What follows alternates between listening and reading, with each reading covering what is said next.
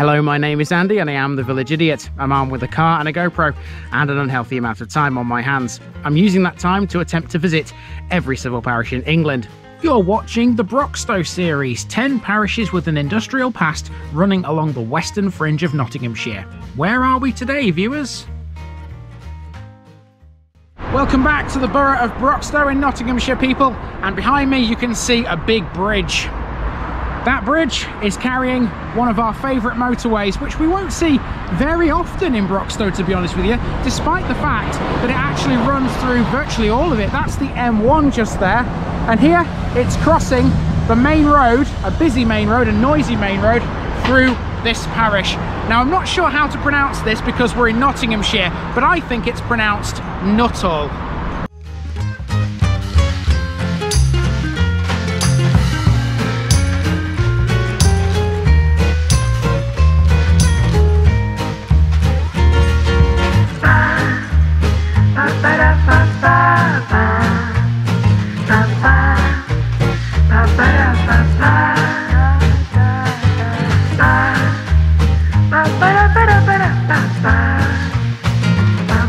Here's my disclaimer for people who may be watching me for the first time. I say things as I would in my native accent and dialect.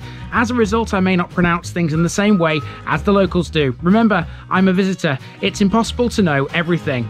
Leave me a comment, spin me a like and bash that subscribe button. Let's get to today's parish video. Welcome to Nuthall, everyone. This is a big suburban village located just off the M1 at Junction 26 near Nottingham. It borders Kimberley to the west, Watnall to the north, and the Cinderhill and Basford areas of Nottingham to the east. Nuthall can be split into two areas. Firstly, there's Old Nuthall, which lies between Kimberley and the Nuthall Island roundabout on the A610. That's what today's main walk will focus on. Then there's New Nuthall, which lies between Nuthall Island and Bell's Lane. That includes two suburban housing estates and is where the vast majority of Nuthall's population live. This one doesn't have a massive amount of landmarks, but it does have a lot of history. For a start, no video about Nuthall would be complete without mentioning Nuthall Temple, the large Italianate style mansion which was once the home of the Holden family. It was demolished in 1966 to make way for the motorway, but part of it survives next to the Three Ponds pub. Nuthall was also where Captain Ronald Shepherd lived. He was a test pilot for Rolls-Royce and made the first free flight of the Thrust Measuring Rig, or TMR, which went by the nickname of the Flying Bedstead. He's buried in New Farm Lane Cemetery. Nuthall is also heavily associated with Anne Ayscough, the martyr who was burned at the stake. And here we'll also learn a bit about a man named Basil Russell. Let's get walking.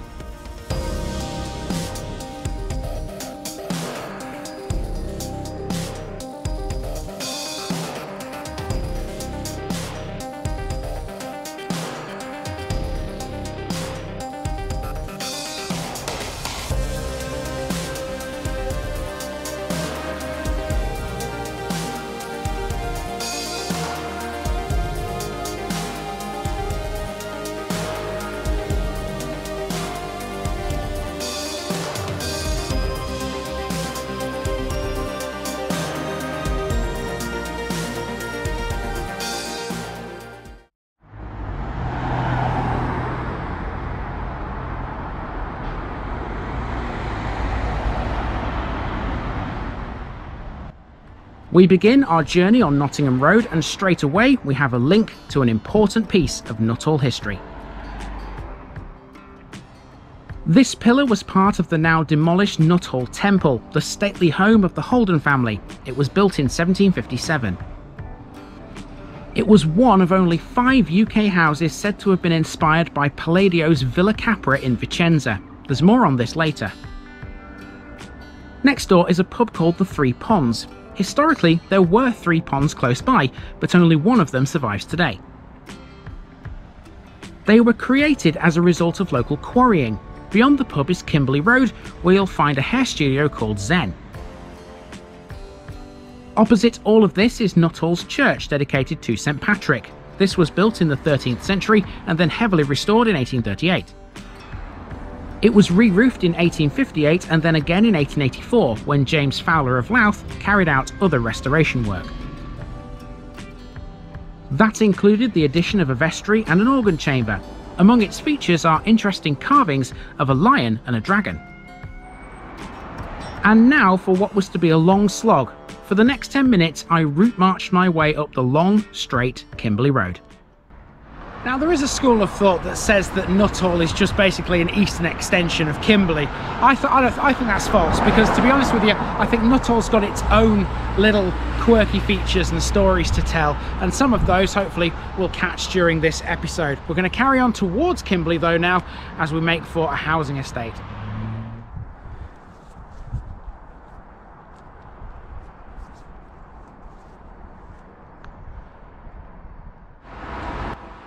Nuthall's bus service is the Rainbow One.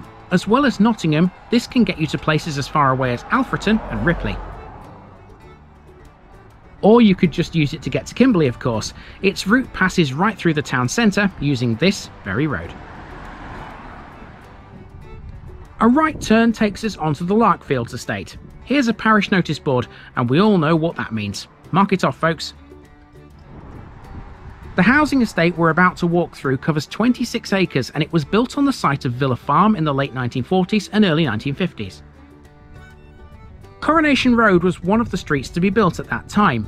This is where you'll come to not just one, but two local schools. Side by side and named after the estate in which they sit, these are the Larkfields Infant and Junior Schools. Even though this part of Nuthall is today known as Old Nuthall, in the 1940s this was the original New Nuthall. A chunk of this estate was already built at that time, but most of the houses between St Patrick's Church and Larkfields weren't. Back then it was all farmland, mostly owned and farmed by Villa Farm. In 1945 all 26 acres were put up for auction and sold. Snapped up by the property developers of the time, it would eventually be turned into this massive post-war housing estate. Effectively row upon row of semi-detached street, the estate is laid out in an elongated grid-like format. Its streets run almost parallel to each other, with Phillip Avenue being the northernmost, situated alongside Watnall Road. This is also known as the B600, and it links Nuthall to the village of Watnall, about 1.5 miles away to the north. Now, one thing I have noticed in this part of Nottinghamshire is the speed cameras seem to be a little, shall we say, different. Here's one of them. It's a lot thinner from side to side, isn't it?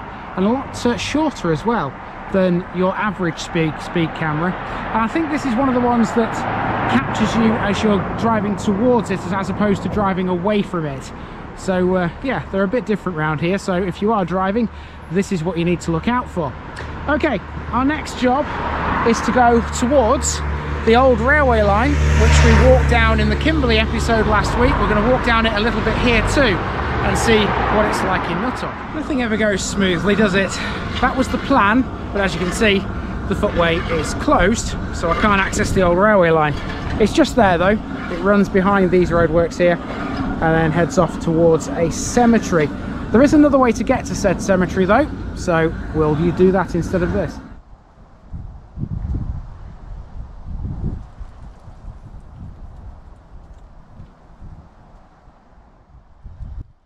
The diversion allowed me to pass through Ayscough Avenue. This is named for the Ayscough family, who we've met before. The martyr Anne Ayscough spent a lot of time in Nuthall and was burnt at the stake because of her controversial religious beliefs. After hopping over a low wall at the end of the road, we're now on New Farm Lane, heading north towards the cemetery. Here's the old railway line and an old bridge over the cutting. This, again, was the Great Northern Railway's Derbyshire extension. This is New Farm Lane Cemetery, and it was opened in the 1930s after the churchyard at St Patrick's was declared full. Even though I still feel uneasy in a cemetery, I went for a look around. There was an attractive memorial wall at the back. This tree was planted in 1935 by former chairman of the parish council, Captain J.W. Horner, marking 25 years of service. So the main reason for me coming to this cemetery was to find one specific grave, and it's a unique grave because it's the only one that points north, but I can't find it. Everything is pointing either west or east as far as I can tell. North is that way, that's north, and I can't see any grave that's facing that way.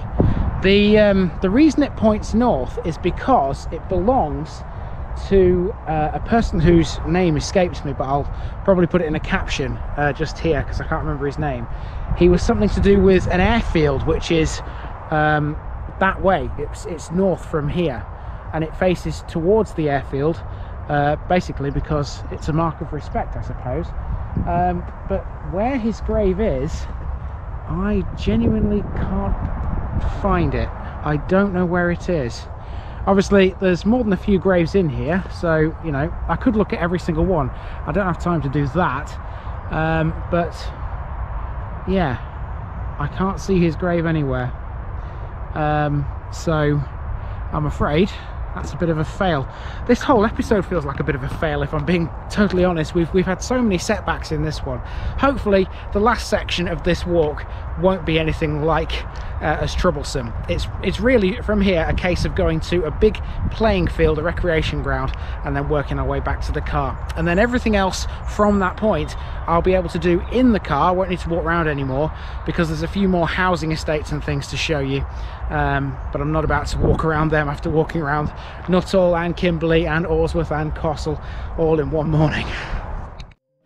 The grave I was looking for was that of Captain Ronald T. Shepherd. He was awarded an OBE for his wartime services as a chief test pilot for Rolls-Royce. He also made the first free flight of the Rolls-Royce thrust measuring rig at nearby Hucknall Aerodrome. The TMR, as it was known, had the distinction of being the first jet-lift aircraft to fly anywhere in the world. Developed mainly by Dr. Alan Arnold Griffith, the TMR was powered by a pair of Neen turbojet engines, which were mounted back-to-back horizontally within a raised steel framework with casters for wheels. The TMR lacked any lifting surfaces such as wings. Instead, lift was generated purely by the thrust being directed downwards. Due to its unconventional appearance, it was nicknamed the Flying Bedstead. Ronald T. Shepherd died in 1955, shortly after testing it, and his grave in New Farm Lane Cemetery points towards Hucknall Aerodrome. It's the only one which faces north.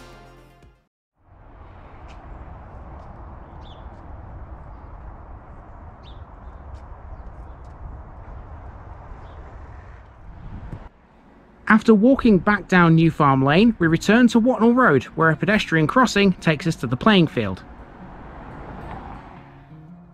These are the Basil Russell playing fields, which boast a full-size football pitch, cricket pitch, tennis courts and a large play area. It also has Nuttall's War Memorial. This was constructed in 2014 and commemorates the fallen on 2 separate tablets. Basil Russell was a local lad who came from Eastwood. He was a mining engineer, but he was also a volunteer special constable. In the 1950s, Russell was one of Nuttall's parish councillors, instrumental in the construction of these very fields. They were opened in 1956 to a great fanfare. Russell died in 1989, and in his memory, his name was then attached to them. The other entrance to these playing fields is off Maple Drive, which we saw earlier. This will link us back to Kimberley Road once again. And we're back to the main road, albeit just a few steps up from where we started at the pillar from the temple. Now, speaking of the temple, even though that doesn't stand anymore, there is still something here in Nuthall that bears the name Temple. So we're going to hop in the car, we're going to go and find what that is, and then we'll go around all these other areas that I mentioned earlier, ones which you have to drive around because really walking is kind of not an option. And then we'll finish with Nuthall Interchange, otherwise known as Junction 26 on the M1, and that'll be the Nuthall episode in the books.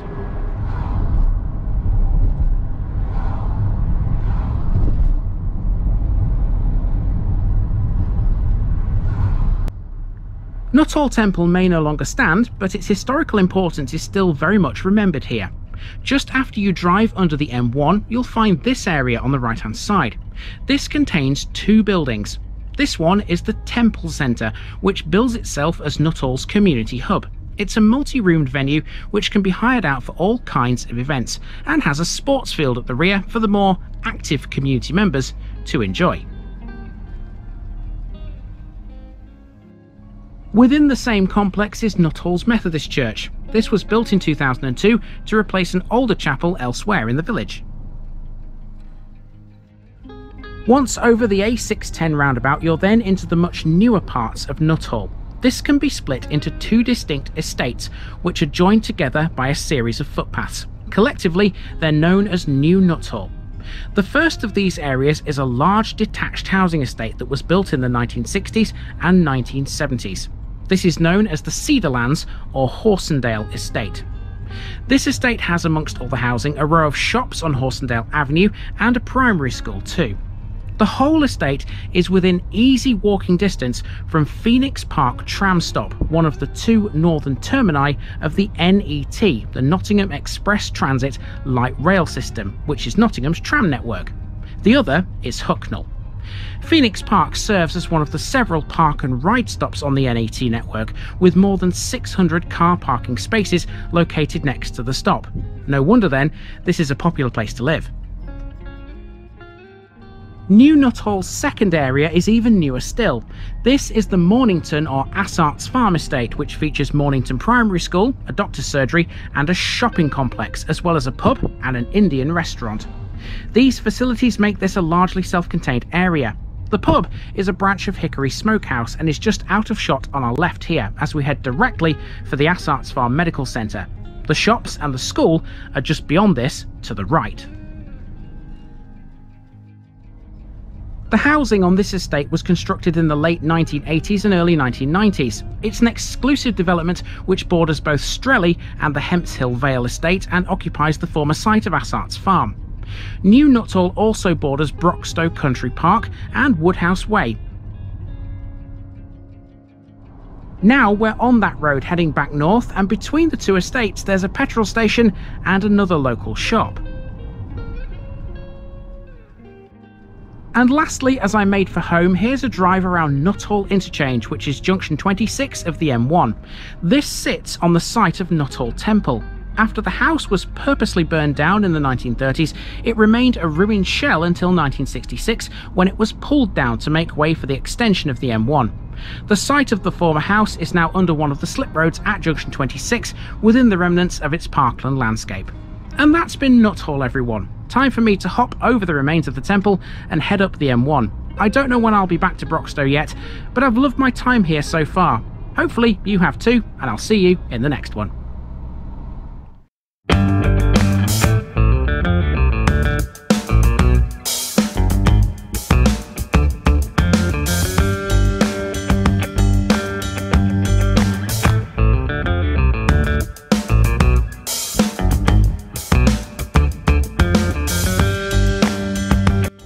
Thanks for watching this video, folks. Don't forget to like this episode if you haven't already. It really makes a difference with YouTube. If you're new here, subscribe to the channel for more videos like this, and give us a share too if you've got friends who'd like it. You can find all the links to my social media accounts below, as well as my Buy Me a Coffee page where you can donate to the channel. Also, if you've enjoyed this episode, have a look at some more videos in this series. Until next time, I've been Andy, also known as the Village Idiot, and I'm out.